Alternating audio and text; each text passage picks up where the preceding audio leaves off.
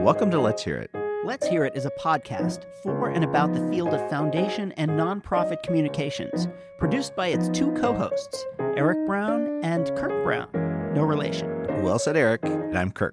And I'm Eric. The podcast is sponsored by the College Futures Foundation, which envisions a California where post-secondary education advances equity and unlocks upward mobility now and for generations to come. To learn more, visit collegefutures.org. You can find Let's Hear It on any podcast subscription platform. You can find us online at letshearitcast.com. You can find us on LinkedIn and, yes, even on Instagram. And if you like the show, please rate us on Apple Podcasts so that more people can find us. So let's get on to the show. And we're back. Welcome in. It's another edition. It's Let's Hear It. You found us. We found you. We're glad you're here. Mr. Brown, so glad you're here. Welcome in, everybody. It's Let's Hear It once again. Findings. We found our findings. We found you. We found our findings. And you found a very interesting and provocative guest today. Tell us who this is, set this up, and we will have a lot to talk about when we come back. I had a fascinating conversation with Alison Smart, who is the executive director of an organization called Probable Futures, which is a nonprofit climate literacy initiative. And what they're doing is they're making tools and stories and resources available online for free to anybody, anywhere who has the internet.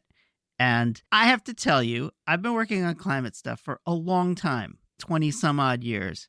And this is not to say that I know everything about climate communications, but whatever I thought I knew about climate communications, I didn't know. That's great. That's great. Well, you can find Probable Futures at probablefutures.org. Who would have thought that URL is still available? Very clever. Probable Futures gets started in 2020, and we're with Alison Smart, but we should acknowledge the team and also Spencer Glendon, who is the founder of Probable Futures. But let's listen to Alison and Eric talk about Probable Futures, and then we will come back. There is a whole lot to talk about here. So this is Alison Smart on Let's Hear It. Welcome to Let's Hear It.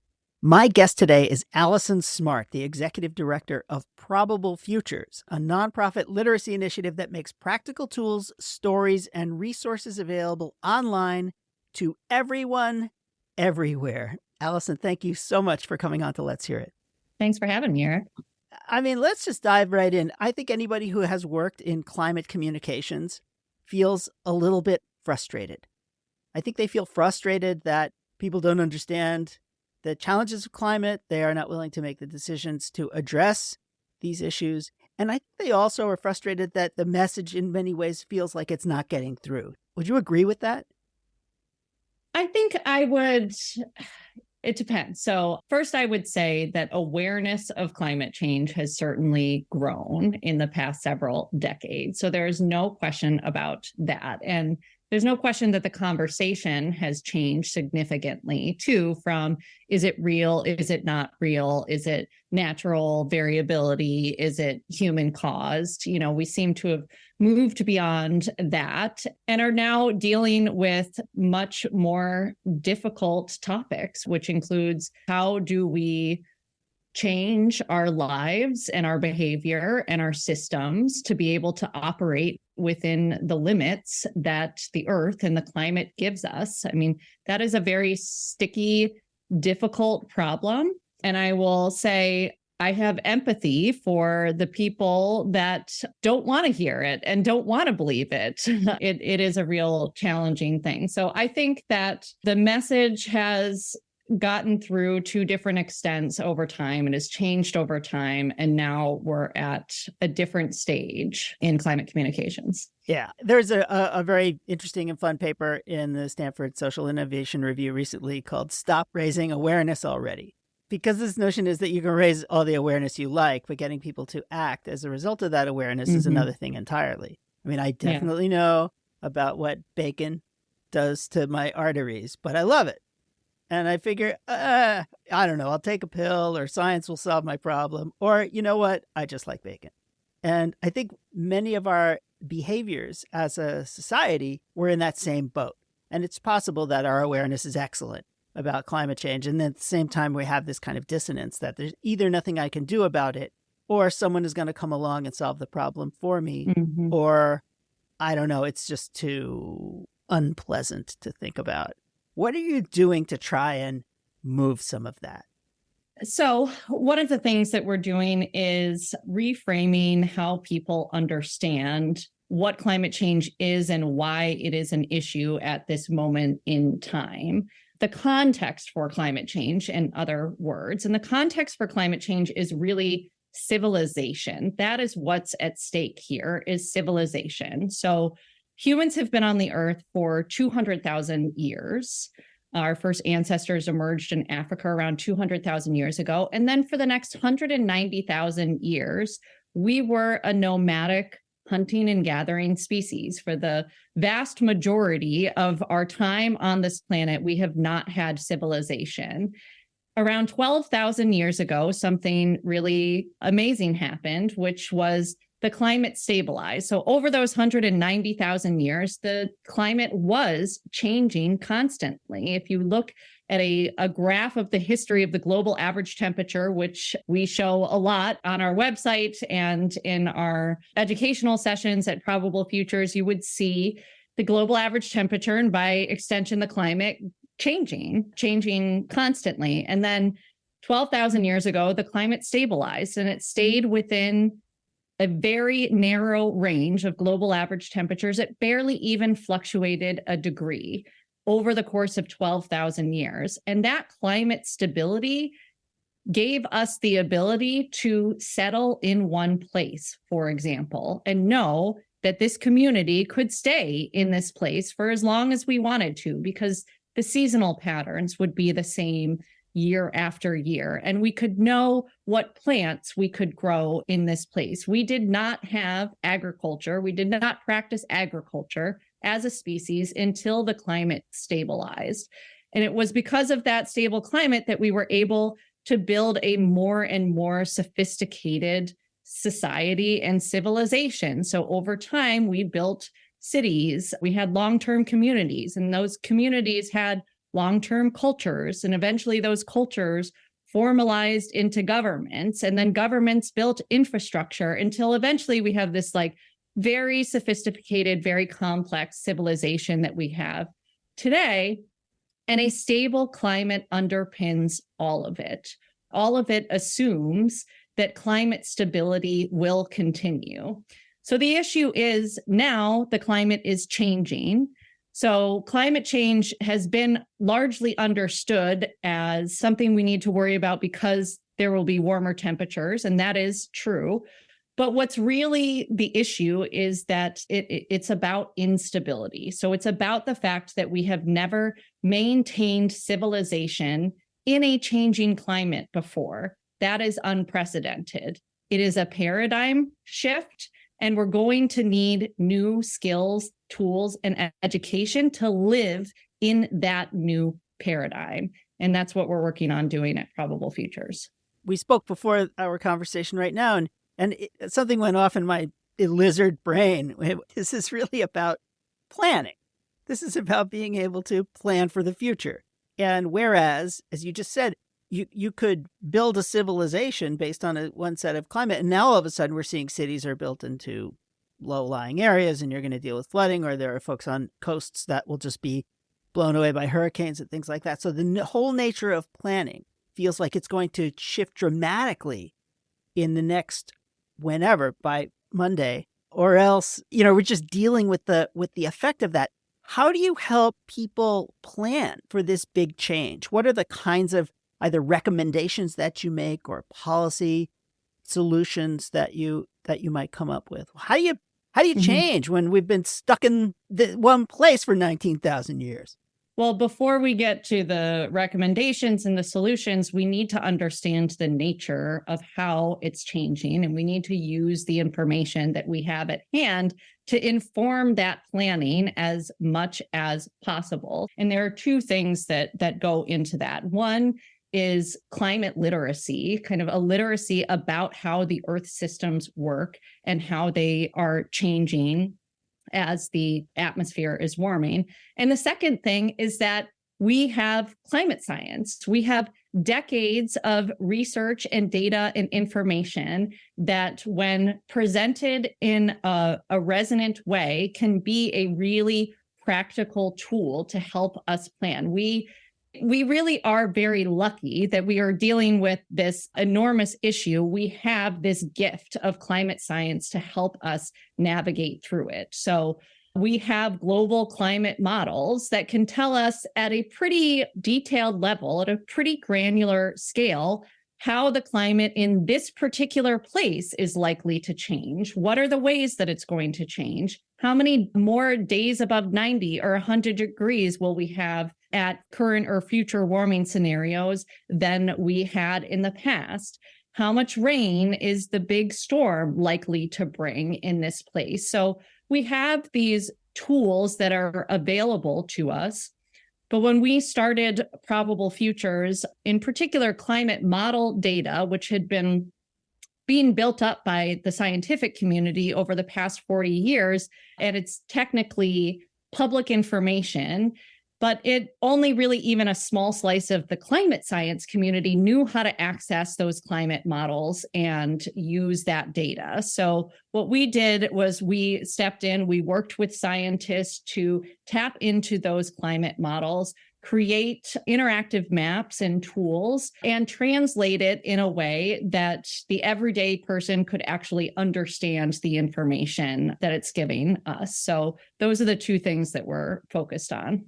So I want to go back a little bit and talk about you for a second. My guess is, based on your resume, that you didn't graduate from kindergarten and say to your parents, I want to be a climate science communicator. I did not. Far from it. Can you talk? You have, like a lot of people I know, have had a really interesting and varied career before you got to this place, before you landed here. Can you just talk a little bit about that? Sure.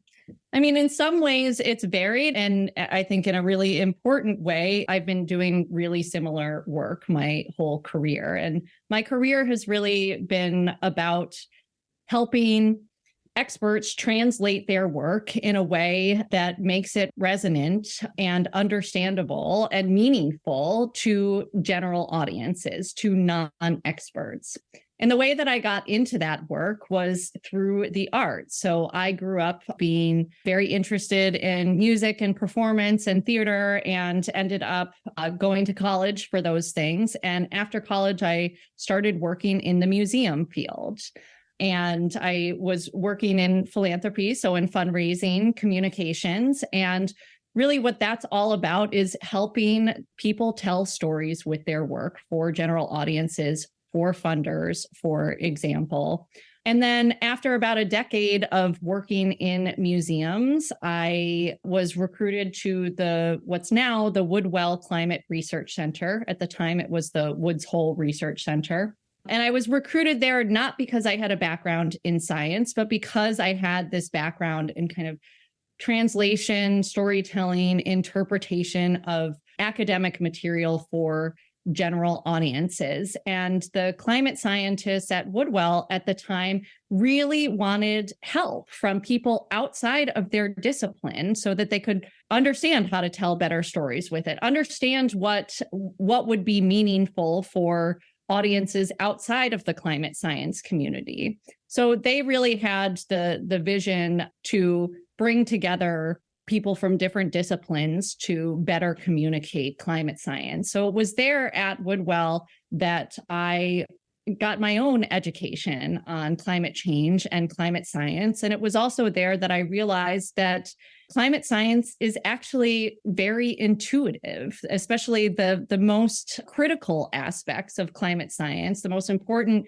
concepts to know are really intuitive. I mean, these are things that we experience every day. We experience the climate every day. So I felt very inspired to continue with that work and help people build their climate literacy. Well, yeah, I want to interrupt this conversation with a rant because as a communications person, we have spent so much time listening to the so-called program experts talking about their work.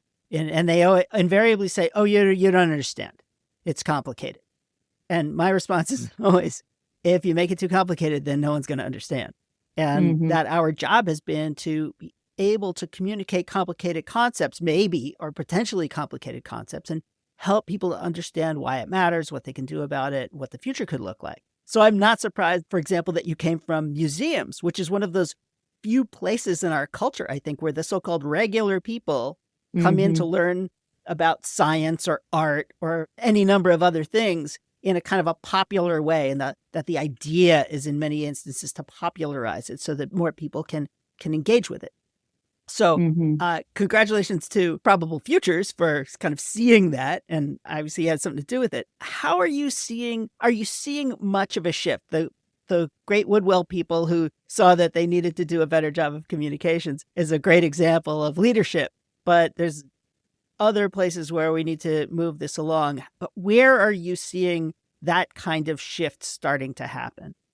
I would say I'm definitely starting to see more non-traditional climate communicators who are seen as real authorities. So I think for a long time, it was really on the climate scientists to be the communicators for this issue. And I have a lot of empathy for the climate scientists because what they're great at doing research and analyzing data and being really observant. And I mean, they're great at so many things, and not all of them are amazing communicators or amazing storytellers. I mean, there are some that happen to have both of those skill sets. But I think it sent the message for a long time that climate communications could only be delivered by a person who was actually doing the research. And so the flip that I'm seeing and that we are working towards is helping many other people in society build their climate literacy so they can not only communicate about climate change and climate science, but also have that awareness of their particular community, bring other kinds of expertise to that climate literacy. And then with those two things together, you have a much more meaningful story about what climate change will mean to this particular space, whatever it is. So I'll give an example. I am very inspired by and feel very hopeful around the storytelling happening in the entertainment community, in the arts community, bringing climate storylines into popular culture and entertainment. And so there are great organizations who are kind of serving as the bridge between those two communities, between climate science and climate policy experts and Hollywood, for example. And so I think that is really promising, and we need many, many more of those people who can serve as the bridge between those communities, who have a really strong foundation, have a really strong climate literacy, but can also knowledgeably bring it into another discipline. Well, we're going to take a short break and we're going to come back, and I want to talk more about what some of the specific projects that you're working on at Probable Futures. And then who knows, maybe there may be another rant or two coming up. But we're going to take a short break. We'll be right back with Alison Smart. You're listening to Let's Hear It, a podcast about foundation and nonprofit communications, hosted by Eric Brown and Kirk Brown.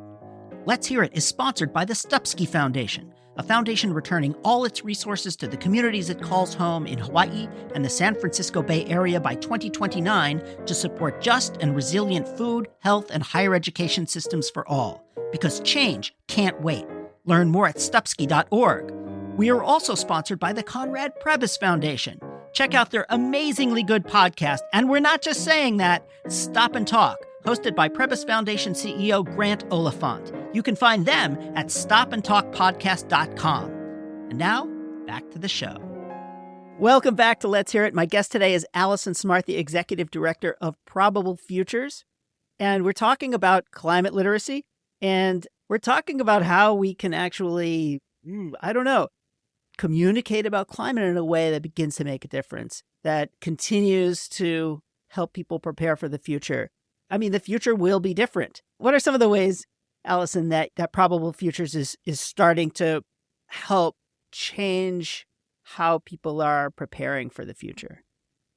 Our two goals as an organization are, one, to democratize climate science and to build societal climate literacy. So on democratizing climate science, we're making available at probablefutures.org digital climate literacy platform. And kind of one of the core parts of that platform are interactive maps where you can look anywhere, almost anywhere in the world, drill down to a local area and see what climate models tell us about how this place will change under different warming scenarios. So one of our offerings is simply making that kind of education and that kind of power tool available online to everyone, everywhere for free. And we recently launched it in a few more languages too. So it is available in English, Spanish, French, and Chinese. We make that available at probablefutures.org.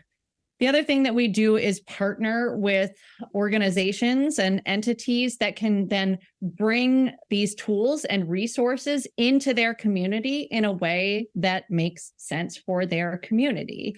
So we have lots of different communities that are businesses, that are industries, that are organizations, that are actual governments or neighborhoods even, and all of them have different norms and different practices that they use. And we wanted to help those people bring this information and bring the resources in a way that would look familiar and make sense to their community. So a couple of examples on that. One kind of more technological example is we're working with a supply chain software company. So if you are a supply chain manager for a big, complicated company that has a supply chain in multiple countries, you likely use this software. And so what we're working on with them is bringing the data and the maps into that software and building functionality around it so that supply chain managers can build their climate literacy and explore the maps and do climate risk assessments within that environment that they're already used to working.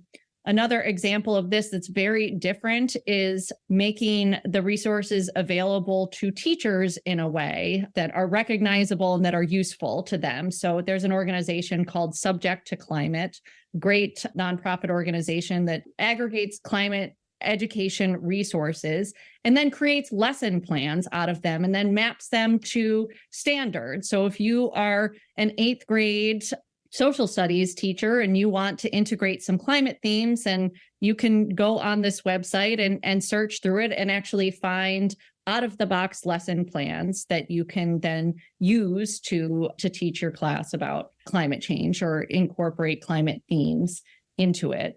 We're also doing similar work with Harvard Business School, for example. We're collaborating with some faculty there to make materials available to instructors so that they can bring a climate risk lens to the kind of work that they do. So I could talk for a while about that aspect of our work, and we're always looking for interesting partners to work with in this regard. And then the last thing that we do is we do a lot of public speaking and publishing. So we are continually publishing climate literacy resources and stories on probablefutures.org. And my colleagues and I are often speaking in public settings, at conferences, at industry events. And then often we do the same thing in private settings for sometimes elected officials or government leaders, sometimes corporate C-suites, for example. So we do a lot of that in-person kind of workshops and training as well. We've noted on the show and elsewhere that if funders are interested in mitigating climate, they don't seem as enthusiastic about adapting to it. What do you think the proper mix is? I mean, is adapting, why are they funding adaptation? Because much of what we're talking about is here is what do you do given that the climate is changing? So not just, get off of fossil fuels, but how do you adapt to it? Why aren't funders funding adaptation, and what should they do? I mean, I think the first answer to why aren't funders funding adaptation, they may just not have gotten there yet. I mean, we still are looking at global philanthropy. Only 2% of global philanthropy is going towards climate change at all. That is a minuscule number. And though it is growing, there's definitely a concern for how many funders are going to tackle it at all. There was recently a report that came out from the Aspen Institute about climate philanthropy. It was really, really interesting. It said that while 85% of U.S. foundation funders ranked climate change as a top 3 concern, only about 1/3 actually expressed openness to considering funding efforts to tackle it. So not even just committing to it, but like just considering funding. So, there's a real issue there, and it explores what the reasons are for that. But one of the reasons is that it feels too big for funders to tackle. And, it's interesting because I think that's a lot of times how individuals feel too, or corporations feel that, it's too big. What is our little piece of it going to do when it's such a big problem? Well, the problem is if we all think that and we all do that, then no one actually does anything. So I think the first issue is that there just isn't that much philanthropy going towards it. And then also there's real urgency to mitigation. And frankly, it hasn't been until somewhat recently that we are really starting to see this constant extreme weather in different parts of the world really start to wreak havoc. So I think there's just a little bit of a lag there, and it's taking a little while for folks to wake up that climate change isn't something that's happening in the future. It is already here. We are living with climate change right now. Communities around the world are dealing with the impacts of climate instability, and they will continue to for several decades, even in the absolute best case scenario. So I'm sympathetic to the fact that with mitigation, there is a real urgency there. We need to work as quickly as possible. But the problem is we often talk about adaptation and mitigation as if they're totally separate streams of work and as if they're completely unrelated. But the fact is, we have a lot of work to do on mitigation. We're talking about transforming the entire energy system, the entire economy. And if we are doing that also while trying to deal with small or big climate crises on a regular basis, it is going to make that mitigation work much, much harder. So we need to start thinking about adaptation and resiliency.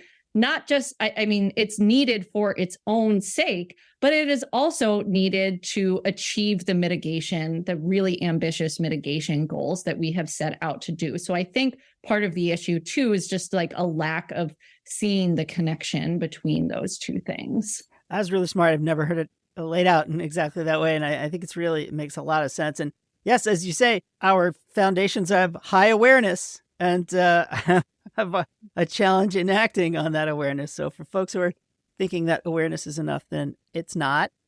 Just in the last couple of minutes that we have, you've spoken to me about how the local governments still function. Many of us are fairly despondent about the state of national politics and the ability to get anything done, particularly like big thinking that will be costly and economy shifting, although obviously we've already seen a lot of stuff come out of this last Congress. How is it that how are local governments addressing these issues? And are you seeing some opportunities kind of in left-right partnerships or not? I mean, I'm really curious to see whether this, again, is another opportunity for funders and folks who care about these issues to focus on what you can do in places where things are actually still functioning and happening. Yeah, I think there's a lot of promise and opportunity in local governments for a few reasons. I mean, one is, well, to your point, yes, they do still function better than our federal government. Number two is that the federal government may, through the IRA and the Bipartisan Infrastructure Act, made a lot of resources available for communities and for individuals to take some of these steps on both mitigation and adaptation. But communities actually have to go after that funding. They have to understand that law and what's been made available. So I think there's a lot more opportunity there for just translation of what has been made available through the IRA and how local governments can access that funding for projects. But I also think adaptation and resiliency is a real opportunity because, first of all, that has to be managed locally. The climate change is going to manifest differently in different places. And the people in those places, in those communities, are really best positioned to know what are the best adaptation and resiliency measures that we can take here. One of the things that I think is really motivating about working on adaptation and resiliency is that it is available to everyone. Not everyone can come up with some new kind of nuclear fusion that's going to avoid emission. And really, not every community is contributing significantly to the problem either.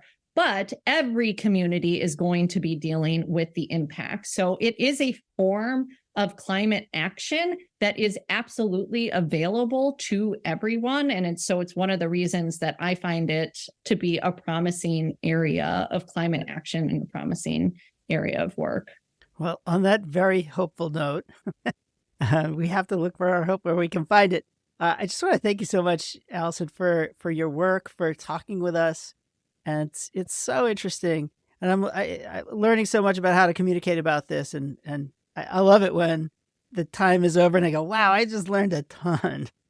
So I really appreciate it. I'm happy to leave you with leave you with some hope here, because it's something that we think about a lot, especially when we spend a lot of our time helping people understand what these impacts are going to be and how they can prepare for them. And I think one of the areas of hope is that we still have a really amazing planet. Like, we're all getting very down on climate change, that it's not as perfect. The climate isn't going to be as perfect as it once was, but we still have an amazing planet. It is way better than Mars. And we should feel very lucky that we know how it works, that we know how the Earth systems work well enough that we can figure out how to live within the boundaries of the planet.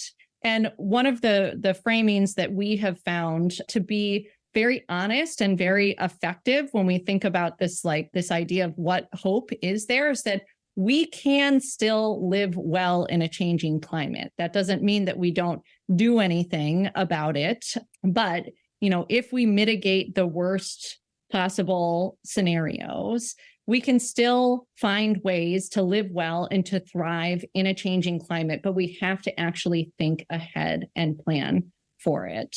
So I'll leave you with that. I like that too.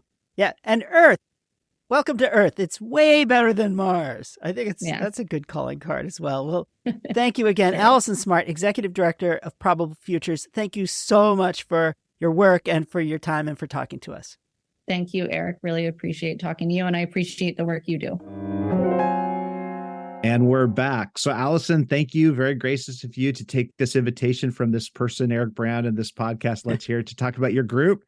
And so pleased to hear that this organization is underway and doing its work. So, Eric, what do you make of this? As you mentioned, you've been involved in climate communications for a long time. I have too, but you've also seen it from the philanthropic side. So an organization comes to you 3 years ago and says, we want to develop a new institution focused on climate communication and democratizing science. How do you respond? All I can tell you is that after speaking with Alison, it just occurs to me now what we're dealing with. And, well, I'll back that up slightly in that everyone who understands the climate right now is walking around going, oh, we're screwed, and we can't get anything done. And even if we did get everything done, then we're still going to end up being screwed, and that the climate is beyond us, and whatever. There's a lot of negativity going on out there. Then there's the other bunch of people who's like, I don't want to know, don't, like the three monkeys, see no evil, hear no evil, speak no evil.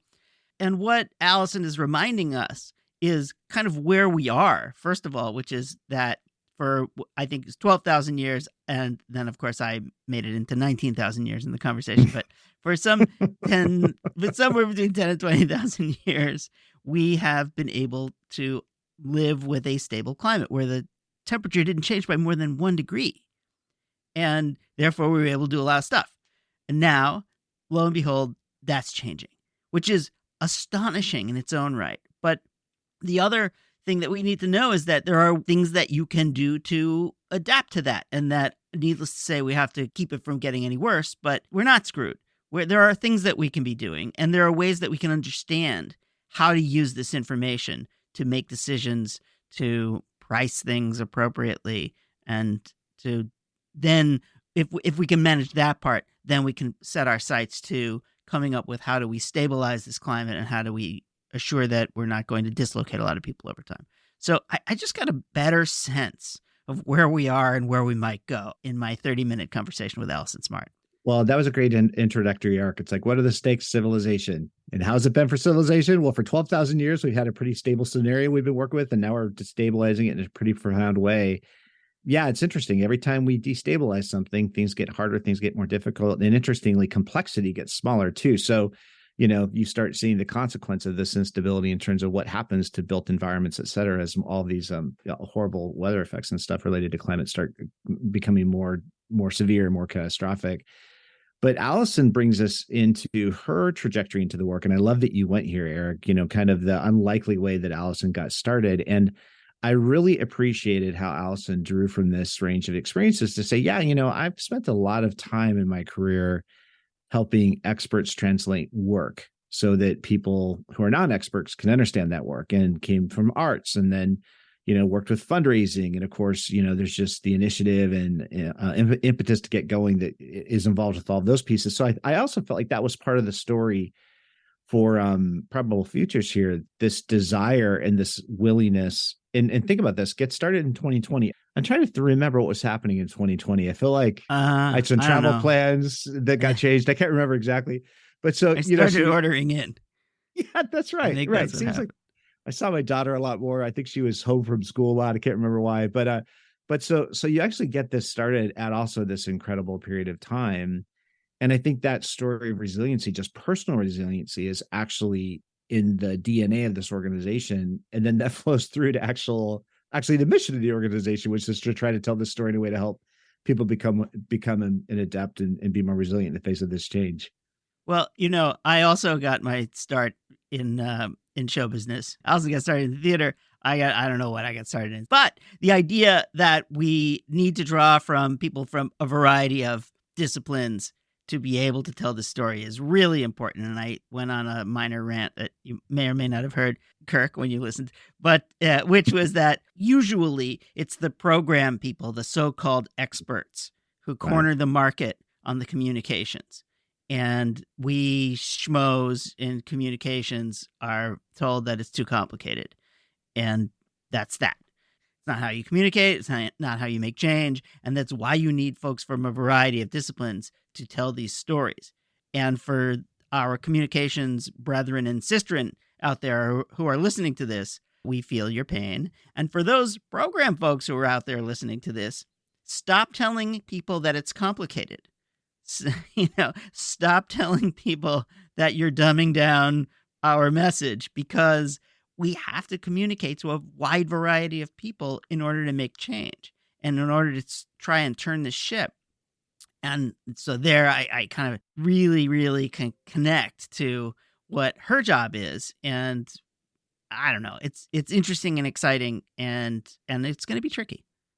When you're democratizing, what a powerful word. You're democratizing the science. And I loved one of the initiatives that she touched on, where that brings you, because, you think about this notion of all the different places these stories can be told, all the different ways they can inform sensibilities, and then also how those conversations then themselves can become levers for change. So where in the system can we create change? And this notion that they're working with the Harvard Business School to bring climate risk conversations into dimensions of that business curriculum and that business training, that rang a bell here, because as much as we want all of us to understand our options, take our best steps, do what we can in our ways, large and small, when you're looking at business people making decisions at times involving billions or trillions of dollars of assets, and now starting to think about, okay, the cumulative impact of all of this catastrophic change that we're seeing increasingly, and we'll only keep seeing more and more, things like that really started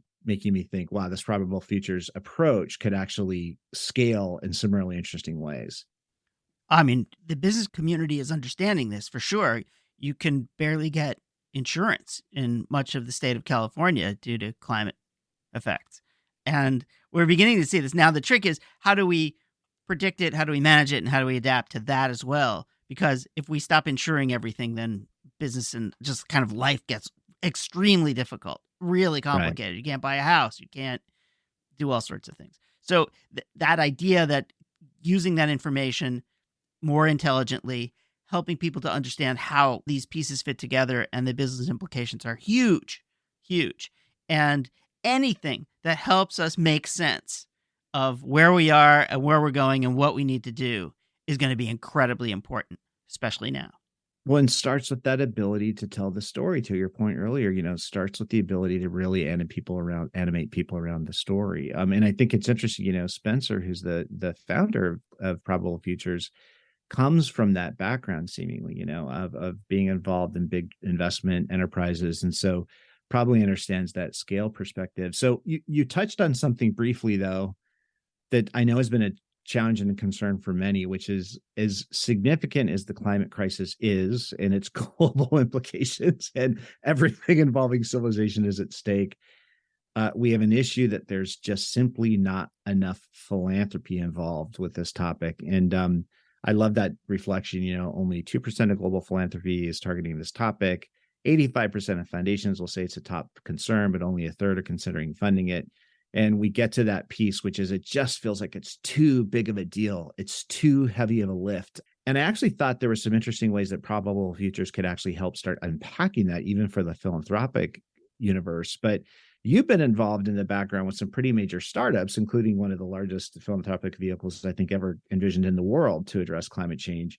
What do you make of this whole conversation around philanthropy? How do we dip into more philanthropic dollars and just drive more action and change about what's happening in the field? Well, if you care about health, for example, climate has a huge implication. If you care about justice, climate has a huge implication. If you care about so many different things, you have to start almost with climate.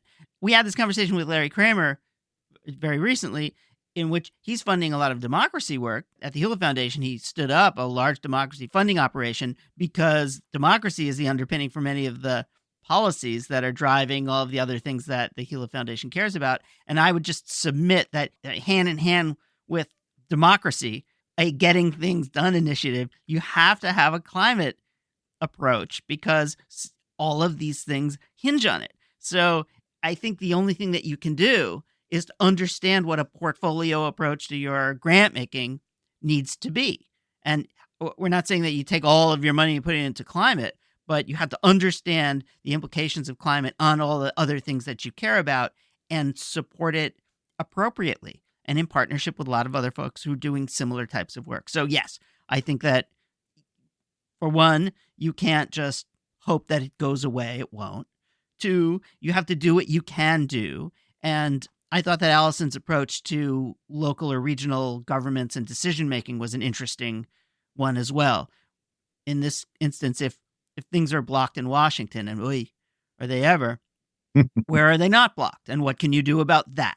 And it's a very pragmatic approach, but it's also in a weird sense, it's a little more optimistic about how we can make change in our country, is that you go to places where you have these functioning, where people understand the real life implications of day-to-day decisions, and they're addressing them and they're taking them on.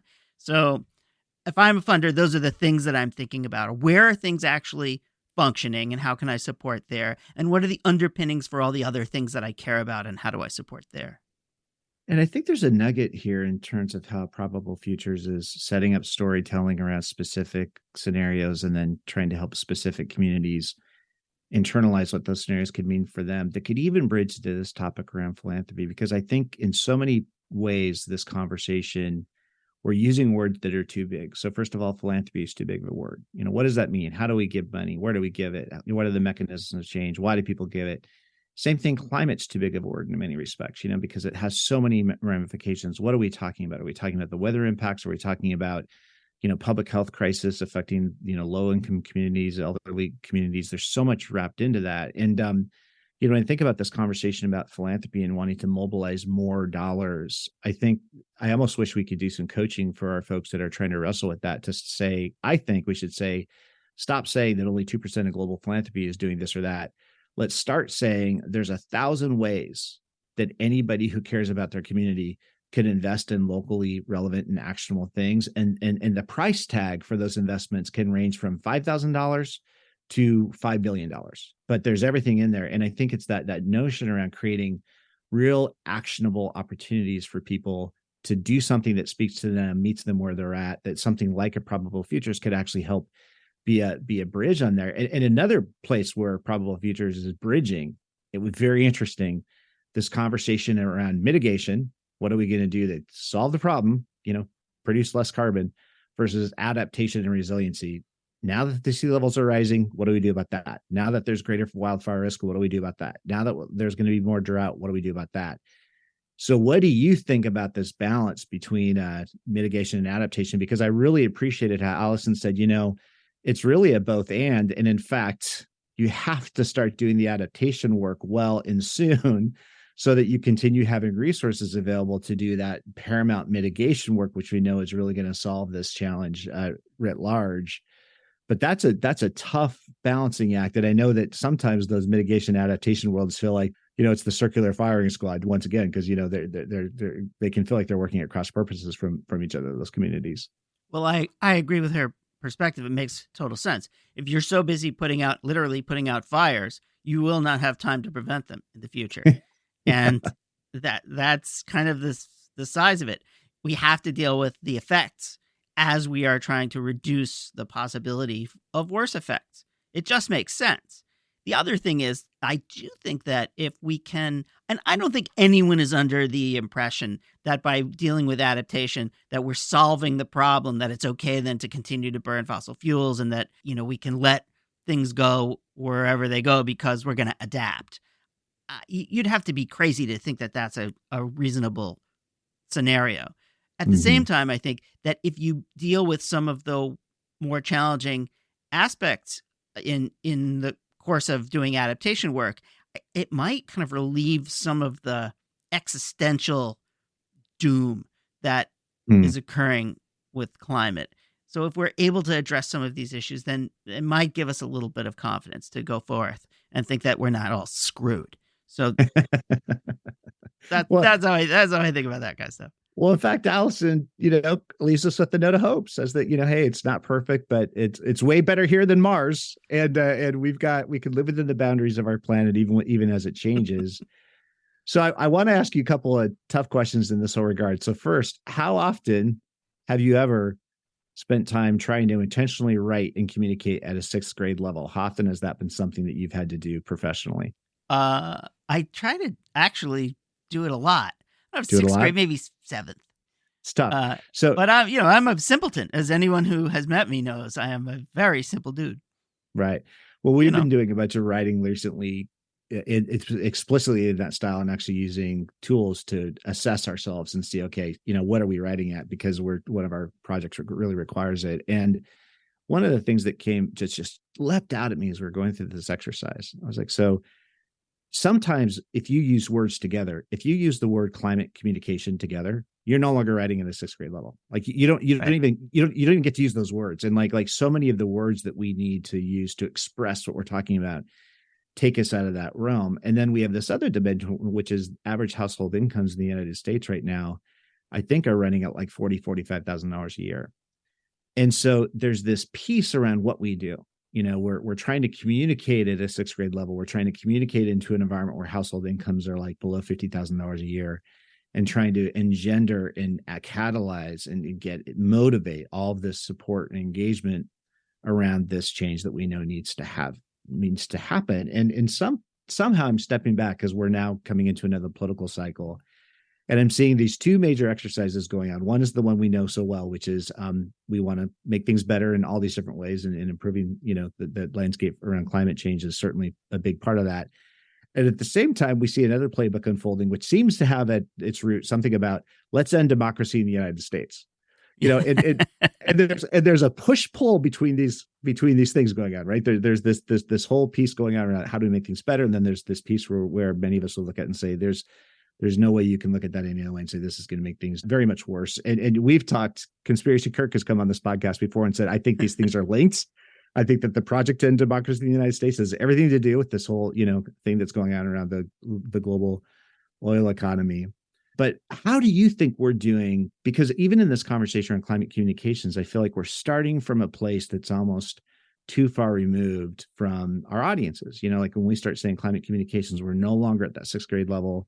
Yeah, I loved your reflection, the piece that was, I think, what an SRI, stop raising awareness. Yeah. Like as we're trying to tell these stories, for what purpose and to who, so who can do what. It just keeps coming back to me around that. I mean, what do you think about all of that? Because there's something I've been thinking about a lot. I'm like, so all this work we want to do, how does it appeal to you if you're operating in a sixth grade level? How are we speaking to you if your household income is below $50,000 a year? Are we with you and are you with us? And I think that there's some evidence in our public discourse that there's a big disconnect happening there that we need to start bridging better. All right, one of the joys about being asked 400 questions in 3 minutes is that I get to pick which one I want to answer. Cherry pick the one you feel most. Or I get to make up one instead. Here's what I think. For starters, what we are seeing, there are cultural and economic and class divides for sure in the conversation around our changing climate and weather and what we're going to do about it, whether we're going to continue to operate mines and wells and burn fossil fuels, or we're going to transition to a new economy that doesn't have as many pollutants, that deals with the issues of climate change.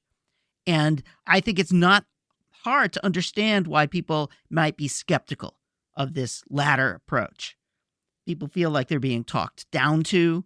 They don't understand something that hasn't worked yet. They don't have any friends in that business.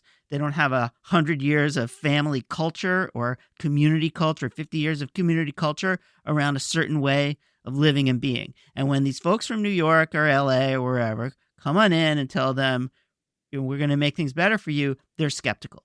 And it is essential to be able to build the relationships with folks, to show them the tangible benefits of what the future will bring, and build relationships that way.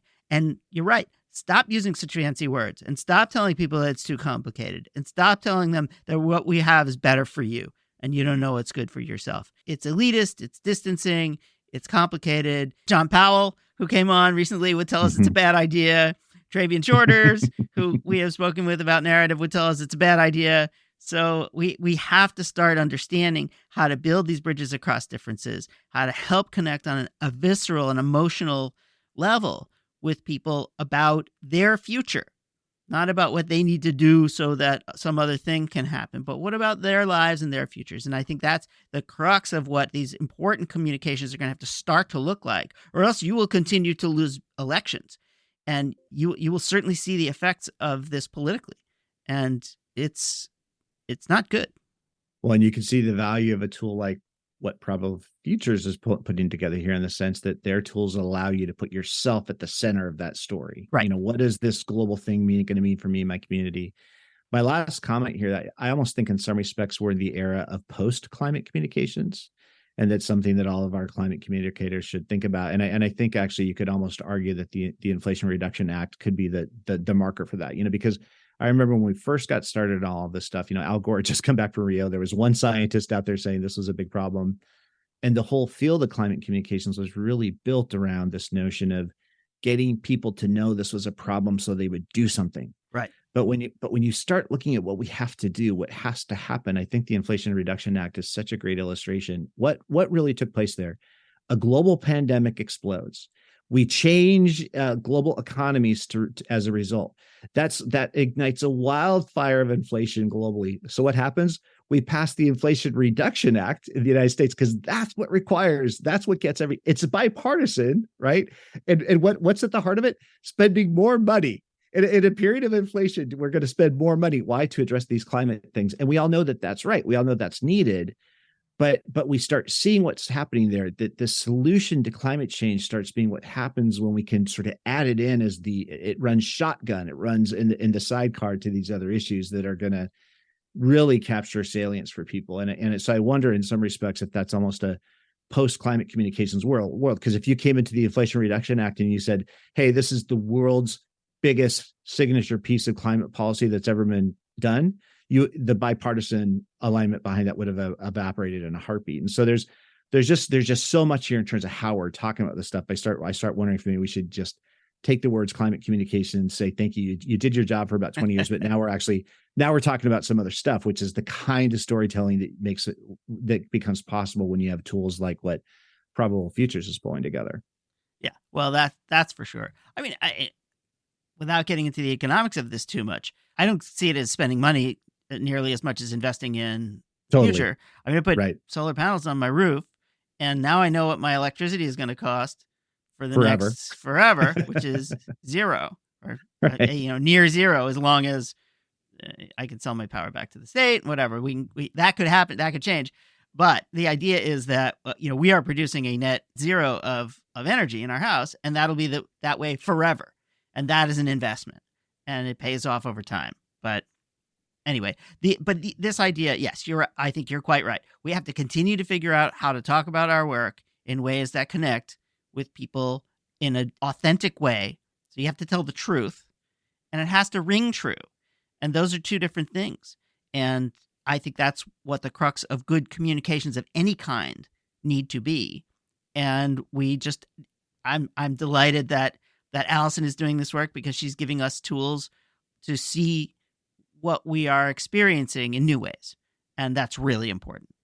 Absolutely. Well, Alison Smart, Executive Director from Probable Futures. Thank you, Alison. Thank you, Spencer, the entire team at Probable Futures, for all of the work that you're doing. It's a new story. You got started in 2020. We're excited. We wish you well. We want to see how all the work you do manifests as you move forward. And Eric, thank you for bringing Alison to the podcast. That was an awesome conversation. I'm so glad we got to listen in on it. Yeah, that was great. I really, really enjoyed that.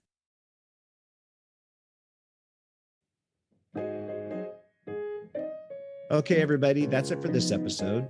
Please let us know if you have any thoughts about what you heard today or people we should have on this show, and that definitely includes yourself. And we'd like to thank our indefatigable producer, Harper Brown, John Ali, the tuneful and inspiring composer of our theme music, our sponsor, the Lumina Foundation. And please check out Lumina's terrific podcast, Today's Students, Tomorrow's Talent, and you can find that at luminafoundation.org. We certainly thank today's guest, and of course, all of you. And most importantly, thank you, Mr. Brown. Oh, no. Thank you, Mr. Brown. Okay, everybody. Until next time.